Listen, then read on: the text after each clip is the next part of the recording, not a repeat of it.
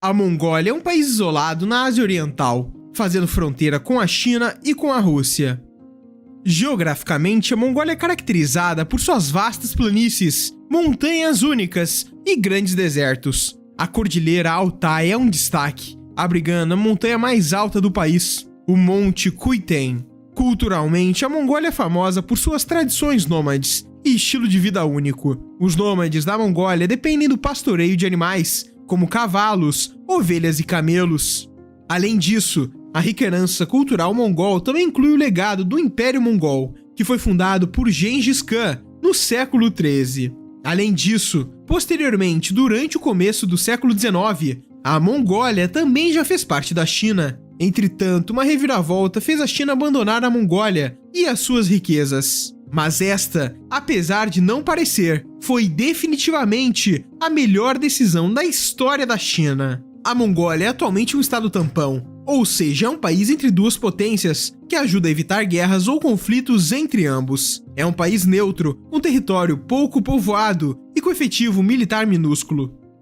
O melhor cenário que poderia haver entre esses dois gigantes. E o melhor de tudo é que ambos já atacaram a Mongólia no passado. Isso faz com que os laços políticos sejam mais cautelosos e que nem a China nem a Rússia consigam interferir tanto na política interna do país. E apesar de ser grande, a Mongólia não tem um território tão estratégico economicamente. É seco, deserto, com pouquíssima vegetação. Isso faz com que qualquer interesse no país diminua mais ainda. E ao longo deste vídeo, vamos entender por que perder a Mongólia foi um ótimo negócio para a China. E para entendermos isso, vou explicar a história do que levou a China a tomar a Mongólia e, posteriormente, perdê-la definitivamente. Historicamente, um grande número de etnias habitou a Mongólia desde os tempos pré-históricos. A maioria dessas pessoas eram nômades que, de tempos em tempos, formavam confederações que ganhavam destaque. O primeiro deles foram os Xiongnu, uma confederação tribal de povos nômades que começaram a história dos mongóis. Por séculos, vários pequenos clãs conduziam guerras contínuas, uns contra os outros, em áreas de pastagens abertas.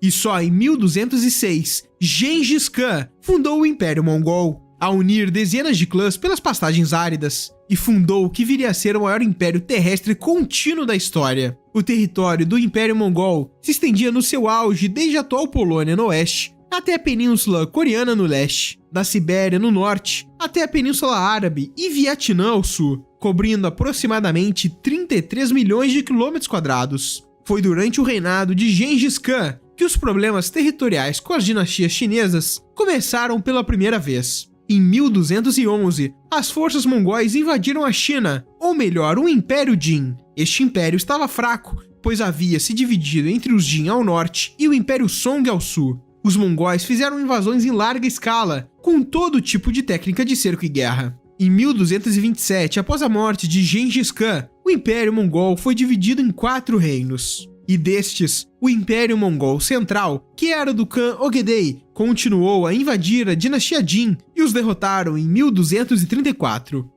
Após um período de paz entre os mongóis na região norte da China e no sul do Império Song, o neto de Gengis Khan, Kublai Khan, iniciou uma segunda invasão contra os chineses na região. As forças mongóis são sitiadas na importante cidade de Song e Shenyang por 5 anos antes de conquistá-la. O último imperador Song era um menino. Ele, sua mãe e a corte imperial fugiram das forças mongóis. Com essas invasões, em 1279, o imperador Song acabou falecendo. A morte deste imperador, que era um menino, marcou a aquisição completa da China pelos governantes mongóis. Kublai Khan se tornou então o primeiro imperador da dinastia Yuan, que durou até 1368. Nessa época, o Império Mongol se tornou o maior império contíguo já visto. Foi no governo dele também que podemos dizer que a China e a Mongólia ficaram unidas pela primeira vez, sob a dinastia Yuan. E após essa dinastia, uma revolta bem-sucedida foi liderada por Zhu Yanzang contra o domínio mongol, estabelecendo assim a dinastia Ming. Posteriormente veio a dinastia Qing, que conquistou a chamada Mongólia Interior em 1636. Posteriormente, a Mongólia Exterior, atual Mongólia, foi submetida em 1691. Nos 200 anos seguintes, a Mongólia foi governada pela dinastia Qing, até 1911, quando a Mongólia declarou sua independência sob o comando de Bogd Khan, o líder espiritual do budismo tibetano na Mongólia.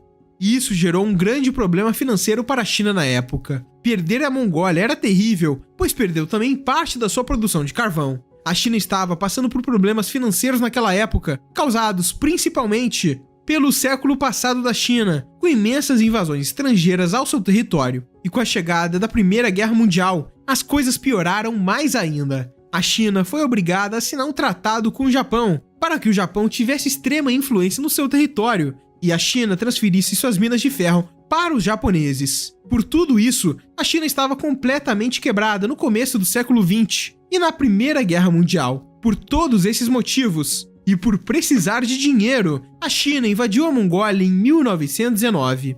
Inicialmente, 4.000 chineses invadiram o país e capturaram Ulaanbaatar, sem resistência alguma, enquanto outros 10.000 soldados invadiram o restante do país. Mas essa ocupação foi conturbada, porque logo um ano depois, um barão russo, que lutava contra os comunistas que estavam no controle da Rússia, invade a Mongólia pelo norte e expulsa as tropas chinesas do território. Depois, novamente, os chineses, junto a bolcheviques russos, expulsam as tropas deste barão e reconquistam a Mongólia. Nesse período, intensos conflitos ocorrem e em 1924 a República Popular da Mongólia é fundada. Mas ainda assim, continuava sob domínio da China. A Mongólia só se liberta de fato em 1946, quando um referendo feito no ano anterior foi votado pela independência da Mongólia. E realmente libertar a Mongólia foi a melhor decisão que a China poderia ter. E aqui está o porquê. A Mongólia naquele século estava entre diversos grupos militares que tinham seus próprios interesses. Por exemplo, havia a República da China ao sul,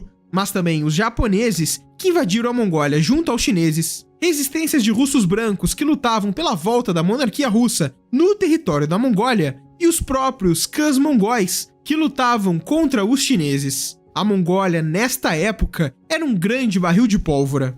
Se a China permanecesse com controle da Mongólia, um território que era muito vasto e pouco povoado, isso poderia gerar uma guerra civil, ou quem sabe, algo pior.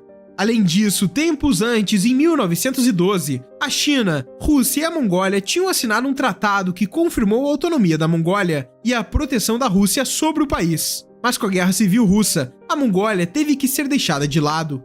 Com esse tratado, era visível que os monarquistas russos não queriam que o Estado tampão como a Mongólia ficasse na mão dos chineses. Isso porque duas potências asiáticas poderiam entrar em guerra sim. E quando a China finalmente abandonou a Mongólia em 1946, um novo Estado tampão entre duas gigantes potências asiáticas estava de pé novamente.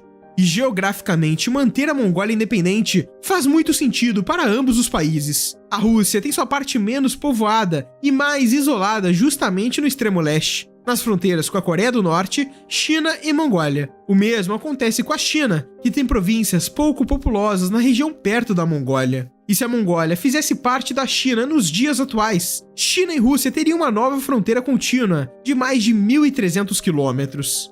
Esta seria definitivamente a maior fronteira entre os dois países, e ter uma fronteira deste tamanho entre duas potências causa pelo menos um desconforto e uma incerteza sobre o futuro. Mas com a Mongólia presente no meio, existe uma barreira geográfica. E isso é o melhor para a China. A Mongólia é estratégica, mas apenas se estiver independente. É fato que o coração estratégico da geopolítica chinesa está concentrada no leste atualmente, entre o Estreito de Taiwan, o Mar do Sul da China e o Mar do Japão. Essas regiões demarcam como a China tem que se proteger e jogar no tabuleiro mundial. Com o Japão se armando cada vez mais, os Estados Unidos quase invadindo seu território e militarizando cada vez mais a região do Pacífico, as tensões vão ficando cada vez maiores, e a China se prepara para isso, protegendo a região leste. Enquanto a região noroeste não é um problema estratégico agora, até porque os olhos dos russos estão voltados totalmente para a região da Ucrânia. E a China sabe que manter a Mongólia independente fora do seu território é o melhor que pode fazer estrategicamente para não ter problemas na região oeste. Entretanto, se esse estado tampão não estivesse ali, as coisas seriam diferentes. A Rússia já militariza em muito suas outras fronteiras com a China, dado que este mapa aqui mostra todas as suas bases militares conhecidas na fronteira sul. Como você pode ver, elas estão estrategicamente posicionadas perto das fronteiras com a China, e se não houvesse um estado tampão entre os dois, a situação seria pior. Então, neste momento, a Mongólia é a melhor coisa que poderia haver entre ambos. Um escudo geográfico, neutro, sem grandes interesses com as duas potências e extremamente grande, fazendo com que a região menos povoada destes dois países fique fora de conflitos. Manter a Mongólia independente foi a melhor decisão geopolítica da China no século XX.